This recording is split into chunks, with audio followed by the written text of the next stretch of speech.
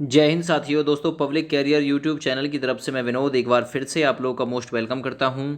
भारत के संविधान की विशेषता यानी भारत के संविधान की क्या क्या खासियत है, क्या क्या विशेषता उसमें विद्यमान है, तो आज की इस वीडियो का टॉपिक हमारा यही है।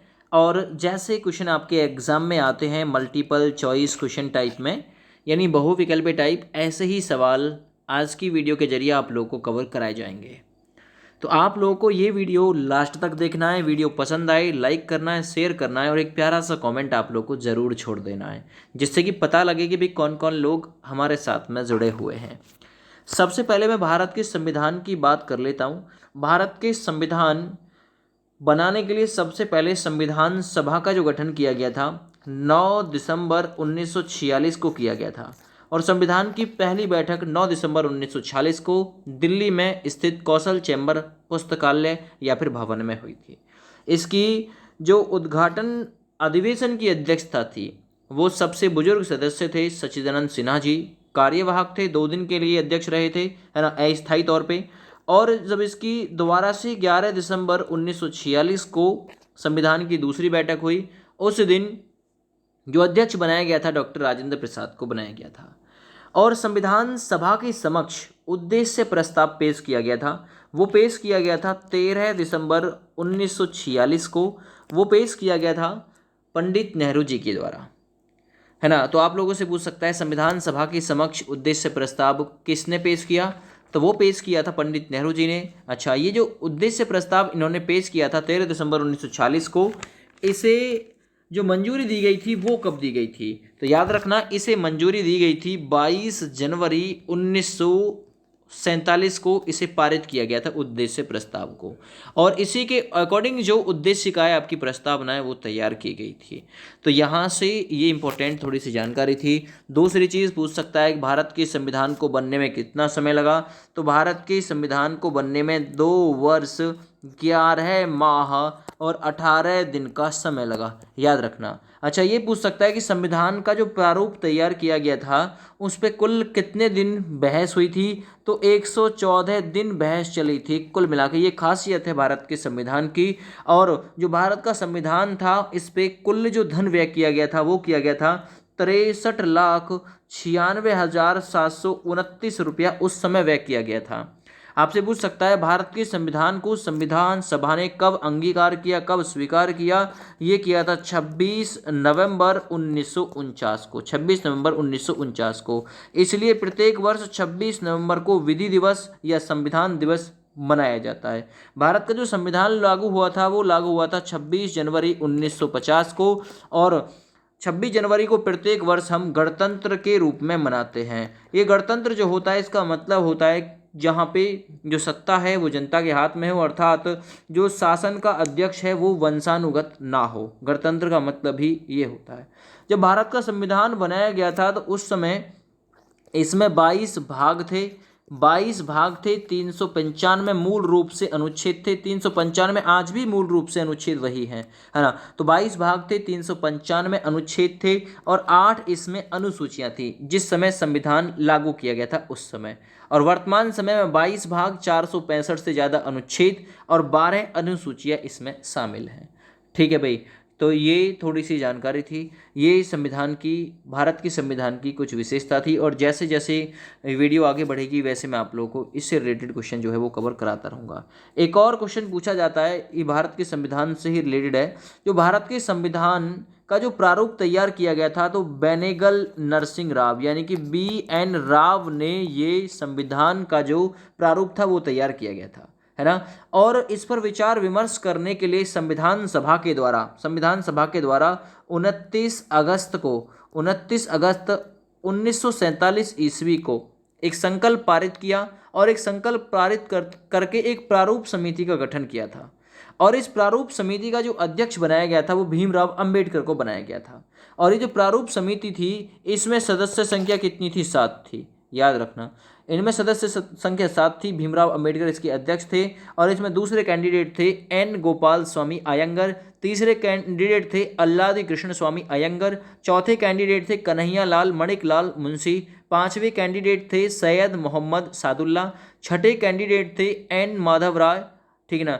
ये एम माधव राय जो आए थे, एन माधव राय, ये आए थे बी एल मित्र के स्थान पे। और सातवें कैंडिडेट थे डीपी खेतान। और ये डीपी खेतान थे ना, इनकी मृत्यु 1948 में हो गई थी। इसके बाद टी टी कृष्णामचारी इसके सदस्य बन गए थे। ठीक है, चलो मैं यहाँ एक क्वेश्चन और जोड़ता हूँ। संविधान का निर्माता माना जाता है बी आर अम्बेडकर को। ये जो बी आर अम्बेडकर थे, इनका संविधान सभा में जो पहली बार निर्वाचन हुआ था वो कहाँ से हुआ था?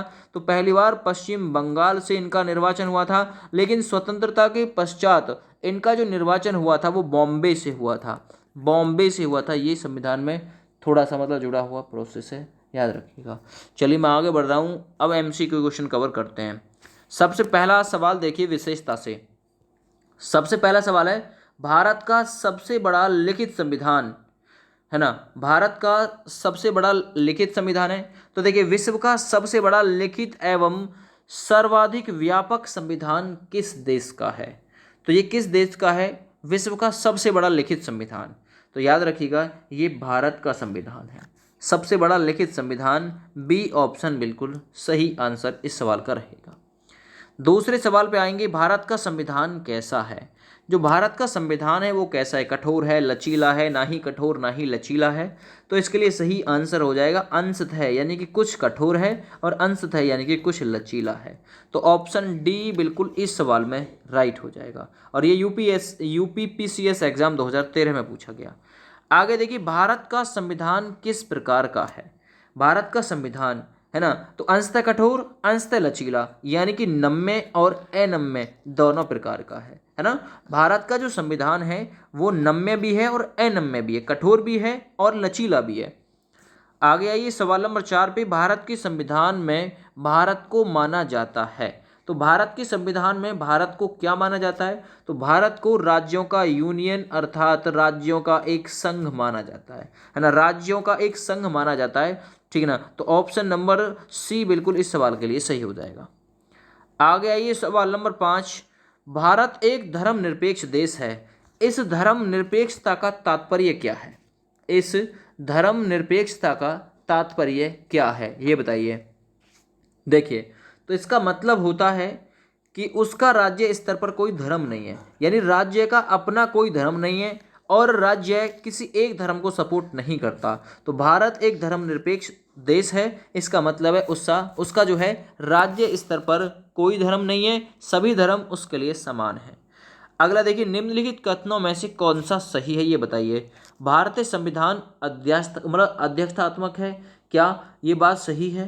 तो देखिए, जो इनमें से सही है वो ये बात गलत है कि भारत का जो संविधान है वो अध्यक्ष के हाथों में है। अगला, भारत एक नाम मात्र का राजतंत्र है, ये बात भी गलत है। भारत एक कुलीन तंत्र है, ये बात भी गलत है। भारत एक संसदात्मक प्रजातंत्र है, यानी कि संसद के हाथ में है मामला जो है, बिल्कुल ठीक है ना भैया। तो यहाँ डी ऑप्शन बिल्कुल सही हो जाएगा। आरआरबी एग्जाम 2003 में ये क्वेश्चन पूछा गया।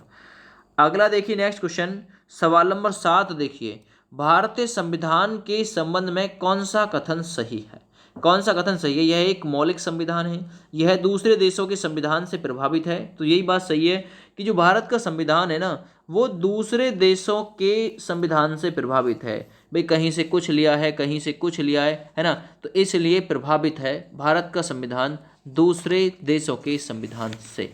तो ये क्वेश्चन भी जोड़ लीजिएगा, इंपॉर्टेंट रखिएगा। आ जाइए सवाल नंबर 8 पे नेक्स्ट, निम्नलिखित में से कौन सा कथन सही है? एक कथन कोई सा सही है? सवाल नंबर 8 में जरा पढ़िए, बताइए। भारत का संविधान भारत में संसदीय पद्धति की सरकार की व्यवस्था करता है। आगे दूसरा, भारतीय संविधान द्वारा स्वतंत्र न्यायपालिका की स्थापना की गई है। अगला, भारतीय संविधान भारत में विधि के शासन की व्यवस्था करता है। यानी कि उपरोक्त सभी लाइन जो ऊपर लिखी हुई है वो सारी की सारी सही है। नेक्स्ट, निम्नलिखित कथनों पर विचार कीजिए, उसके बाद में जो कथन सही नहीं है उसे पहचानिए। बताइए कौन सा सही नहीं है। भारतीय संविधान निर्मित, लिखित और सर्वाधिक व्यापक है, ये बात सही है। भारत का संविधान प्रभुत्व संपन्न, लोकतंत्रात्मक, पंथ निरपेक्ष तथा समाजवादी संविधान है, ये बात भी सही है। भारतीय संविधान में मूल अधिकारों का समाविष्ट किया गया, ये भी सही है।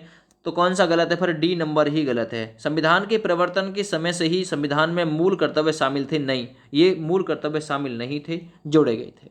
ठीक है, आ जाइए नेक्स्ट क्वेश्चन पे। अगला सवाल, निम्नलिखित में से कौन सा कथन सही है? सवाल नंबर 10 बताओ कौन सा कथन सही है। भारतीय संविधान में कई विदेशी संविधान के तत्वों का समावेश है, तो सही बात है। भारतीय संविधान एकल नागरिकता का प्रावधान करता है, इकहरी नागरिकता, बिल्कुल सही है। भारतीय संविधान वयस्क मताधिकार की व्यवस्था करता है, तो बिल्कुल सही है। उपरोक्त कथन सभी यहाँ सही हो जाएंगे। नेक्स्ट देखिए, भारत का संविधान कैसा है बताइए। अत्यंत लचीला, अत्यंत कठोर, कठोर कम लचीला अधिक, या फिर कठोर अधिक लचीला कम। तो याद रखिएगा, जो भारत का संविधान है वो कठोर तो कम है ना, अंशतः कठोर और अंशतः लचीला, है ना। तो लचीला अधिक है और कठोर कम है, तो सी नंबर बिल्कुल इस सवाल में सही आंसर हो जाएगा। सवाल नंबर 12 देखो, भारतीय संविधान का स्वरूप किस प्रकार का है। जो भारत का संविधान है उसका स्वरूप एकात्मक है, या फिर पूर्णतः संघात्मक है, या फिर संरचनात्मक और भावनात्मक, या एकात्मक है। तो सही आंसर हो जाएगा संरचना में तो संघात्मक है और भावना में एकात्मक है ना। तो भारत का संविधान का जो स्वरूप है वो संरचना में संघात्मक है और भावना में एकात्मक। नेक्स्ट देखिए, भारतीय संविधान भावना में एकात्मक है क्योंकि, क्या कारण है जो भावना में एकात्मक है। तो सही आंसर है इसका, केवल संसद को संवैधानिक संशोधन प्रक्रिया आरंभ करने का अधिकार है, ये बात ठीक है। कुछ स्थितियों में संसद को राज्य के लिए कानून बनाने का अधिकार है, ये बात भी सही है। अखिल भारतीय सेवाओं के कारण, तो ये बात भी ठीक है, यानी कि उपरोक्त सभी, यानी कि डी विकल्प इसका सही हो जाएगा। तो भारतीय संविधान में भावना में एकात्मक है क्योंकि ये सारी जो लाइन है ये फॉलो होती हैं। आगे आइए, भारतीय संविधान की संदर्भ में कहा जाता है कि यह, बताइए कैसा है, ये वकीलों का स्वर्ग है। याद रखना, ये क्वेश्चन इंपॉर्टेंट है। भारतीय संविधान के संदर्भ में कहा जाता है कि ये जो है भारत का संविधान ये वकीलों का स्वर्ग है ना। वकील संविधान को पढ़ के ही लड़ाई करते हैं। भारतीय संविधान पर सबसे अधिक प्रभाव किसका पड़ा है, ये क्वेश्चन भी बढ़िया है। सबसे अधिक इफेक्ट जो पड़ता है वो भारत शासन अधिनियम 1935 का पड़ता है। भारत शासन अधिनियम 1935 का पड़ता है। ये जो भारत शासन अधिनियम 1935 है ना, तो भारत शासन अधिनियम 1935 के बारे में थोड़ा सा मतलब समझ लो। भारतीय संविधान के अनेक देशी और विदेशी स्रोत हैं, लेकिन भारतीय संविधान पर सबसे अधिक प्रभाव भारतीय शासन अधिनियम 1935 का है। जो भारतीय संविधान के अनुच्छेद हैं 395, इनमें से लगभग 250 अनुच्छेद ऐसे हैं जो 1935 ईस्वी के अधिनियम से या तो शब्दांश ले लिए गए हैं या फिर उनमें बहुत थोड़ा परिवर्तन करके शामिल कर दिए गए हैं। ठीक है, तो ये चीज़ यहाँ मतलब जो है वो जुड़ी हुई इम्पोर्टेंट है। आप लोगों से ये भी पूछ सकता है कि जो 1935 का भारत शासन अधिनियम था, इसके अनुसार जो संविधान है इसमें अनुच्छेदों की संख्या कितनी थी, जरा बताइए। अगर आप में से किसी को पता हो तो भारत शासन अधिनियम 1935 के अनुसार भारत के संविधान में अनुच्छेदों की संख्या कितनी थी। तो याद रखना, अनुच्छेदों की संख्या 321 थी और अनुसूचियों की संख्या 10 थी। ये भारत शासन अधिनियम 1935 के अनुसार था। आगे आइए नेक्स्ट, निम्नलिखित में से यह किससे निर्धारित होता है कि भारत का संविधान परिसंघीय है। किससे निर्धारित होता है ये बात, तो ये बात बताइए। भारत संविधान सवाल नंबर 16 है, किससे निर्धारित होता है। तो याद रखना ये चीज़ निर्धारित होती है केंद्र एवं राज्य के बीच की शक्तियों का जो वितरण होता है उसके द्वारा ये चीज़ निर्धारित होती है कि परिसंघीय है। आगे आइए, भारत में प्रजातंत्र इस तथ्य पर आधारित है कि, प्रजातंत्र किस तथ्य पर आधारित है, तो जनता से सरकार को चुनने तथा बदलने का अधिकार प्राप्त है, यही प्रजातंत्र है ना। तो भारत में प्रजातंत्र इस तथ्य पर आधारित है कि जनता से सरकार को चुनने और बदलने का अधिकार प्राप्त है। जनता जिसे चाहेगी नेता चुनेगी, जब चाहेगी हटा देगी। तो भारतीय संविधान में, तो देखिए भारत के संविधान में 350 से अधिक आर्टिकल सम्मिलित हैं। आप लोग कहेंगे तो 400 हो गए, लेकिन अगर ऐसे क्वेश्चन पूछा जाए भारतीय संविधान में तो आप लोगों को 395 से कम का ऑप्शन दिख रहा है 350, तो यही ऑप्शन आप लोगों को चुनना है। 350 से अधिक आर्टिकल हैं। भारत में किस प्रकार की शासन व्यवस्था अपनाई गई है, तो याद रखना ब्रिटिश संसदात्मक, जैसी ब्रिटिश में या अंग्रेजों के द्वारा अपनाई जा रही है वैसी ब्रिटिश संसदात्मक प्रणाली है भारत में। 20 नंबर देखिए, भारतीय राजनीतिक व्यवस्था में सर्वोच्च कौन है, यानी सबसे ऊपर कौन रखा जाता है। तो याद रखना संविधान को सर्वोच्च रखा गया है, संविधान सबसे ऊपर है, उसके बाद में सभी नीचे हैं, सबसे पहले संविधान है। आगे आइए, भारतीय संविधान के वृद्ध यानी बड़ा होने का कारण क्या है। तो बड़ा होने का कारण देखिए इसमें अच्छा है, ये 28 राज्य, 8 केंद्र शासित प्रदेश हैं, यानी इनमें संघ तथा राज्य दोनों सरकारों का संविधान लिखा हुआ है एक साथ। तो भारतीय संविधान के बड़े होने का कारण यही है, याद रखना। आगे बढ़िए, भारतीय संविधान का अभिभावक कौन है, यानी गार्जियंस कौन है भारत के संविधान का। तो भारत के संविधान का अभिभावक है सुप्रीम कोर्ट, यानी कि सर्वोच्च न्यायालय, यानी कि एससी सुप्रीम कोर्ट, ये याद रखना है ना। चलो बहुत बढ़िया। और सुप्रीम कोर्ट से रिलेटेड मैंने क्वेश्चन आपको याद कराया था, सुप्रीम कोर्ट से रिलेटेड कलकत्ता में 1774 ईस्वी में एक सुप्रीम कोर्ट की स्थापना की गई थी। किस एक्ट के तहत? 1773 के एक्ट के तहत की गई थी, जिसमें 4 न्यायाधीश थे, एक मुख्य न्यायाधीश था, 3 अन्य थे। मुख्य न्यायाधीश था सर एलिजार्ड और अन्य न्यायाधीश थे चैम्बर्स, लेमिस्टर और हाइड। आगे बढ़िए, भारत में वयस्क मताधिकार की उम्र सीमा क्या है, यानी कि कितने वर्ष का व्यक्ति जो है वो वोट कर सकता है, मतदान कर सकता है। तो 18 वर्ष है वयस्क मताधिकार की आयु। पहले ये 21 वर्ष थी, लेकिन 61वां संविधान संशोधन जो हुआ भारत के संविधान में, 61वां संविधान संशोधन, उसके थ्रू क्या गया, 21 वर्ष से घटा के 18 वर्ष उम्र निर्धारित कर दी गई 61वें संविधान संशोधन के तहत। अगला ये भारतीय संघीय व्यवस्था की एक व्यवस्था क्या है, विशेषता क्या है। तो भारतीय संघीय व्यवस्था की एक विशेषता है संविधान की सर्वोच्चता है। भारत में संविधान सबसे ऊपर है, संविधान सर्वोच्च है। आगे आइए, भारत के संविधान में संघीय शब्द की जगह किन शब्दों को स्थान दिया गया है।